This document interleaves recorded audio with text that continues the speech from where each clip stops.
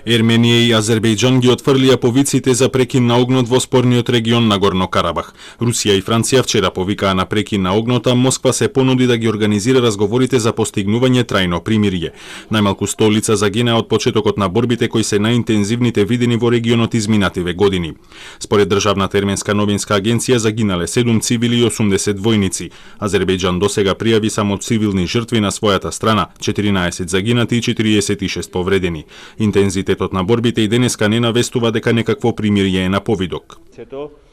Армијата на Карабах ги одби нападите на непријателот, нанесувајќи му 350 до 360 жртви, 600 ранети, 3 соборени хеликоптери, 15 оклопни возила, вклучувајќи тенкови и оклопни транспортери, еден ракетен лансер Смерч, 6 дронови, од кои 3 беа соборени во текот на ноќта. Борбените активности продолжуваат со употребата на артилерија и добивме информации дека тие се интензивираат. Ерменското министерство за одбрана соопшти дека нивен авион бил соборен од турски F-16, но Анкара обвинувањето го отфрли како ефтина пропаганда. Од самиот почеток на борбите, Ереван обвинува дека турски војници војуваат на страната на Азербејџан, но Турција негира. Конфликтот предизвика тензии меѓу Турција, која е силен поддржувач на Азербејџан од една страна, и Франција, каде живеат многу ерменци, и Русија, која има воен сојуз со Ерменија од друга.